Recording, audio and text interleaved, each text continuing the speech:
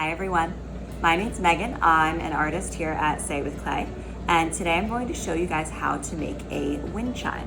And what's great about it is you can really personalize this to make it as unique as you want it to be. So I'm going to first go through a couple different supplies you might need in addition to going through your box that you got as your kit for this project. So first of all, you each got 2 pounds of clay. You also got a piece of dental floss that you're using for a wire cutter. You got a piece of a comb that you're using to scratch and attach your pieces. You got a piece of a sponge to smooth anything out. You have another flossing tool that we can use for a couple different things. You have a wooden pin tool, a couple paintbrushes, and then you have your underglazes. And that's everything in your kit. So we're gonna start first with construction. You will need to think about some way to roll out your clay, and that can be done with a rolling pin if you have one, or you can kind of smush it out with your hands, or you could use something else round like a PVC pipe or something like that. So we're gonna do that first. And we have to wedge our clay.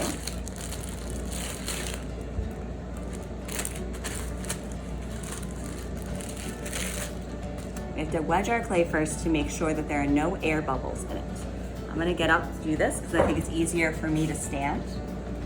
So when you're going to wedge, you are pushing it away from you and pulling it back. So I'm pushing it and pulling, pushing and pulling. And it's kind of like kneading bread. So if you've gotten it on the craze at all and done some bread making at home, kind of like that process. You can see the spiral that's happening here. Okay? And I'm flipping it every once in a while. And it's smushing away all of those air bubbles. So air bubbles can make your piece blow up in the kiln because of the high temperatures that the clay gets subjected to. So I would recommend doing that for at least 20 times. And when you've done that, you can take your dental floss and check to see if there's any air bubbles. So I like this part. I think it's very satisfying. So I can just pull this through and it splits it into 2 pieces. So I can take a look, and because I cut that a little weird, we'll cut another piece just to double check. But we want to make sure that we don't see any air bubbles. So we want it nice and smooth on the inside. There's no air pockets there. Then we would need to re-wedge them together. You don't need to do it as many times this time, but you still need to wedge it.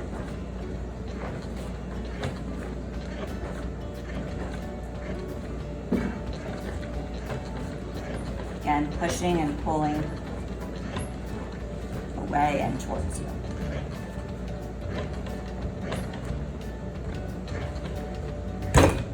All right. So now we're going to start making this into a flat pancake so that we can actually cut out our different pieces of our wind chime. So the way we're going to do that to start is we are going to get to take out some of our rage and frustration on our clay.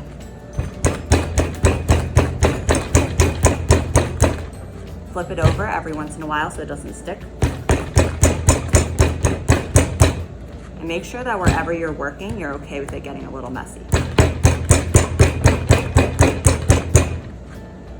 Luckily, clay does wash out because it's basically dirt, but the glazes can stain, so make sure that you're okay with whatever you're wearing getting potentially messy.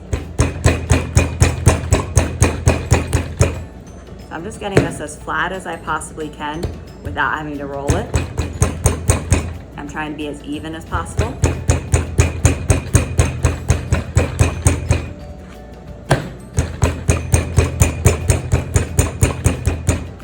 think I've gone as far as I can without getting one area super thin compared to another area.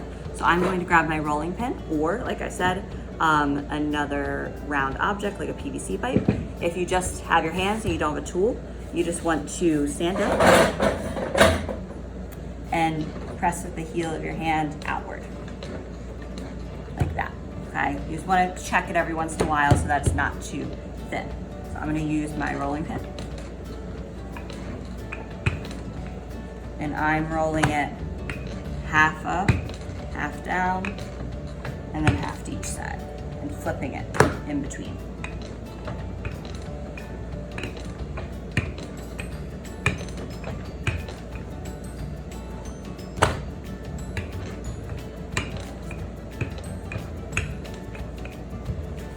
There we go. So now I feel like this is pretty flat and pretty even. We don't want it to be too thick. I wouldn't make it more than a 1/2 inch thick, but you also don't want it to be so thin that it's going to break. So this is getting a little thin, so I probably wouldn't make it that thin. When you are ready with your flat piece, now we have to start thinking about what we want to make for our wind chime. You could do sketches to figure that out. You could look online for inspiration, but you can make each of the individual parts of your wind chime whatever shape you want, and then you can place them whatever you want. We can also add texture. So it's kind of a fun challenge to be able to go around your house and see what objects you have in your daily life that you can use to make texture with clay. So if you wanted, you could even cut off a piece of this clay and go around your house and press things into it and see what kind of texture they make. Even the tools that you have in your kit, like the dental floss tool, by pressing this into my clay, I get this really cool zigzag pattern.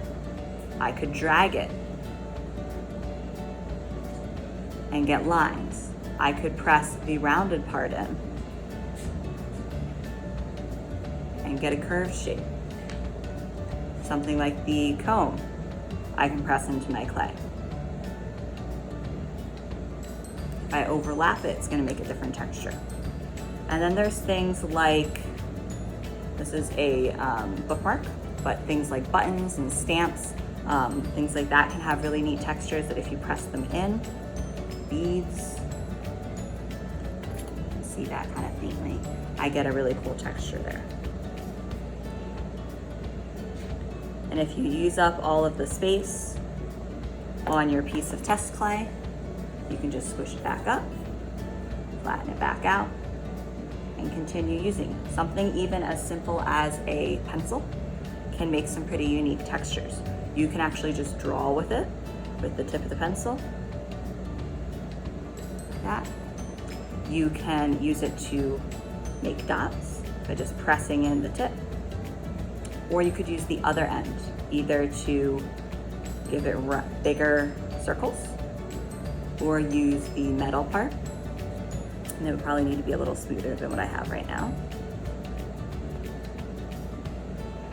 If I roll this on here, it gets those lines from the pencil and from the metal part. So think really creatively about what you can use, what you have in your daily life, what you have in your home that you can use to get some texture on there. Or you can leave it flat and blank if you just want to paint on that smooth surface. It's completely up to you because it's your wind chime. So now we're going to do some different shapes, okay? So if you want this to be completely smooth, if you didn't apply texture, you can smooth this out a little bit with some water and your sponge. So you can get a little container of water. Make sure you're not applying a ton of water because the clay won't be able to absorb it anymore and it'll just sit on the surface and make it slimy. So just get it very, very lightly damp and you can drag that across the surface. Or I just like using my finger. Your finger can really smooth out the clay a lot. Just by applying a little bit of pressure and going back and forth. So you can see the difference here between sponge, my finger, and the clay where it was before with just the rolling pin. So once you're ready to actually start cutting out your shapes, you could either do that by drawing them first, cutting that out and using it as a template to trace and cut out. Or you could use something like a cookie cutter to just press into your clay, press down, and pull out of there and have your shape. So if I wanted to use a template, say this is a piece of paper, I would put it on top of my clay, gently trace around it with my pin tool, or like a pencil or a pen.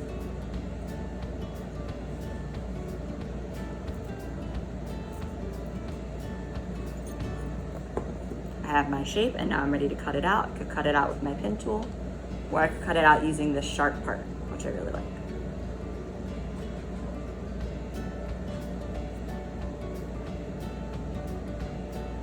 And we can smooth our edges later, so don't worry about that right this second.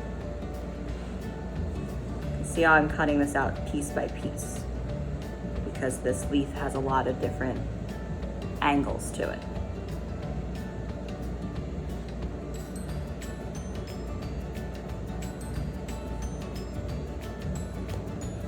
Once I have my leaf, if I want to make these edges a little bit rounder, I can just gently press them,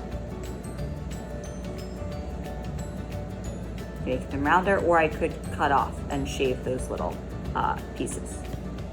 I would probably recommend cutting out maybe 4 to 6 different shapes to have in your wind chime, so that you have a lot of options with this. And I wouldn't make them too tiny, or else you're not going to be able to put a hole in the strings. So once you have a bunch of options, which actually I can show you some different things. These are all different textures and different basic shapes that we have, either just by free drawing these or using a cookie cutter, things like that. So say I wanted to do kind of a wiggly shape. I could just cut right into it. I could draw it first and then trace my drawing.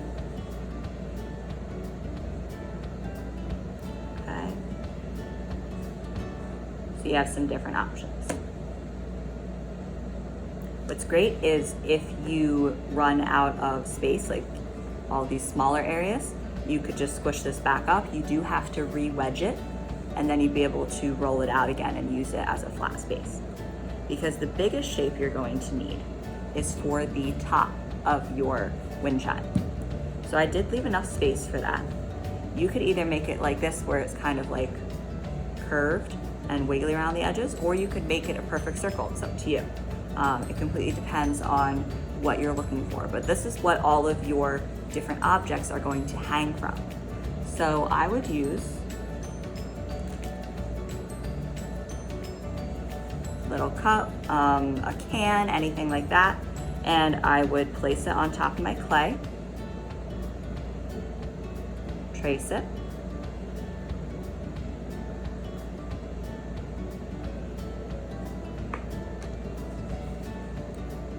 and cut it out.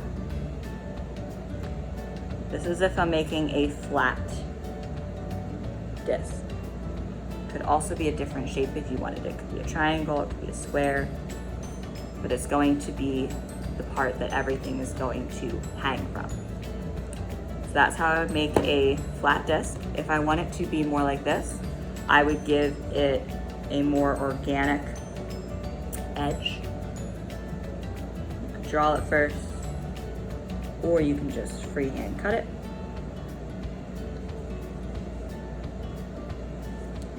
Put my extra clay over here because I'm going to need it, well, you would need it for more parts of your wind chime.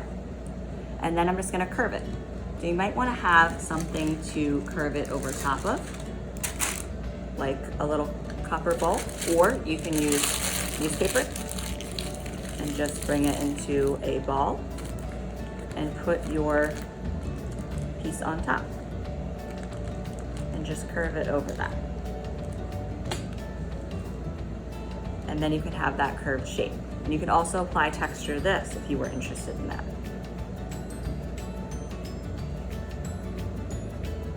Whatever you'd like. Now we have to think about how we would actually attach these together, which would be to add holes.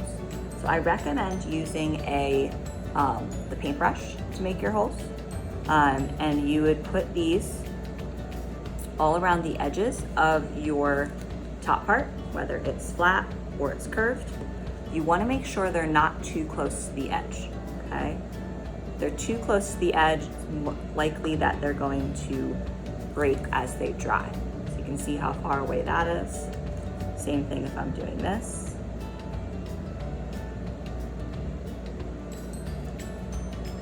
See how far away from the edge that is. At least that far away, okay? Consider where you're going to put your holes for the center that you're gonna hang your whole wind chime from. So you could put 2 or 3 holes in the center. That, same here. Maybe let this dry a little bit so that it retains its shape. So I'd be able to loop string through there. Now, if you just press through and you don't double check it, it could end up like this, where the clay is partially closing the holes and you won't actually be able to get string through there. So what you need to do is you need to actually go through and get rid of the extra clay by brushing it away or smoothing it away. And I would recommend going back through the hole the other direction. You can even wiggle the paintbrush a little bit, make the holes wider to ensure that you're going to be able to get your string through. That would be unfortunate if you make a wind chime and then you can't actually string it. Okay, so just double check that on both ends the holes are completely clear. You can see through them 100%. Okay, and then like I said, you're making holes all the way around the edge for however many objects you are hanging. There are 4. There's 6. And again, I would go through and make sure these are all very clear so that they are usable. Okay, then you get to your objects. Same deal, you want to make sure that they are far enough away from the edges. That's why I said don't make super tiny ones, like that. Or this. Or maybe I'd hang my heart on a diagonal. Okay, and again, make sure they're completely clear before you are done with them. Okay, all right, so I think that we're ready to talk about glaze. So for your project, you were given black, white, and then 3 different colors. Okay, you can use these, mix these just like you would with regular paint, but because they are glazes and not paint, they are going to end up slightly darker or brighter than what you see in front of you as wet glaze, because it goes through a chemical reaction in the kiln with the heat, and that changes how it's going to look. Anything that you don't color with your glaze is going to be the color of the clay, so whether it's a white clay like this or a red clay, and then we will apply a clear glaze over everything so everything will be shiny, all parts of your piece. So let's talk about how we can mix. Like I said, you can mix by putting them together just like regular paint. I would put a little bit and then add more if you need it. You can use a meat tray like this as a palette. You could use a paper plate, anything available to you for you to mix. Or if you're using this color, you can bring it right out of the container. I can just mix this together. Make a lighter orange. Like I said, it'll be darker or brighter than what I see in front of me. I could take my piece and start painting. Now I just realized I didn't tell you about smoothing your edges. You do want to make sure you do that before you start glazing, because we have these very sharp, ragged edges here. We do want to just take our finger and run them over the edges, and that will clean them up so that they're nice and neat looking for when you're finished. So I want to go and start glazing this. Should also probably add your initials to the backs of all your pieces. So you could wait and let that dry a little bit before you do that, or you could do that as soon as you finish. You can See, I'm starting to glaze this. It's a thin layer at first. You're going to see some of the natural clay color through that. That's completely fine, because once you do one coat, you're going to let it dry completely, so it'll get a lot lighter and be sort of dusty looking. And then you're gonna apply a second coat. 2 to 3 coats are ideal to make it nice and solid, otherwise it'll be very streaky. If you're doing something like small details on top, say you wanted to paint inside the texture that you made on your piece, or you just want to paint other details, I would do a coat or 2 of solid color and then add those details on top, so that you aren't mixing these, and just make sure they're dry in between. Okay, so here, I'll show you if we want to do small details. Say I wanted this to remain the color of my clay, which would be white. I can add dot details like that. I could add stripes. I could add swirls. Whatever I want to do to these pieces. And I could put this on top of another color as well. Like I said, you would just have to put those coats on first. And last thing for me to do is to add my initials on the bottom with a pin tool.